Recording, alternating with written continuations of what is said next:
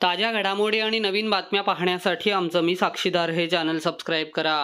राज्य सरकारच्या वतीने घेण्यात येणाऱ्या नीटच्या परीक्षेत बोगसपणा उघडकीस आला असून यात एका नवी मुंबईतील मुलीच्या नावाने परीक्षा देत असल्याचा प्रकार उघडकीस आला।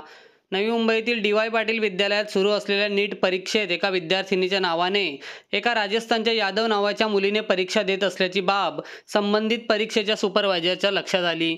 यावेळी मुलीची चौकशी केली असता संपूर्ण प्रकार उघडकीस आला।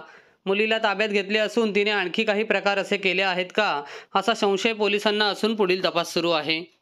सर काय सांगाल, एक नीटची परीक्षा देण्यासाठी बोगस विद्यार्थी बसला होता, नक्की काय घडना आहे, कुठल्या प्रकार आहे?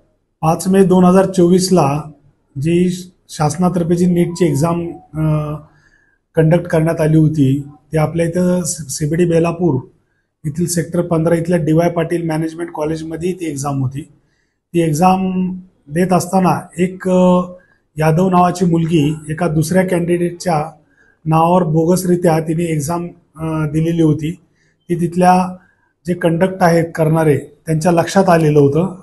त्यामुळं त्यांनी त्या मुलीला ताब्यात घेऊन थोडी चौकशी केली। त्यास लक्षात आलं की ती एका बोगस कॅन्डिडेट म्हणून एका कॅन्डिडेटच्या नावावर ती बोगस परीक्षा देण्यासाठी तिथे मिळून आलेली होती। तिच्याबाबत डी वाय पाटील कॉलेजचे जे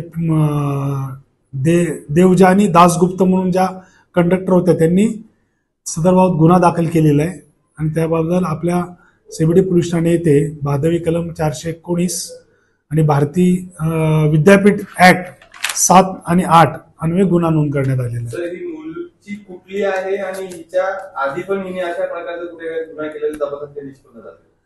सदरची मुलगी ही राजस्थानची आहे आणि तिने यापूर्वी असे केले असण्याची शक्यता आहे। त्याबाबत आम्ही अधिक तपास करीत आहोत। तपासानंतर सगळ्या गोष्टी निष्पन्न होतील।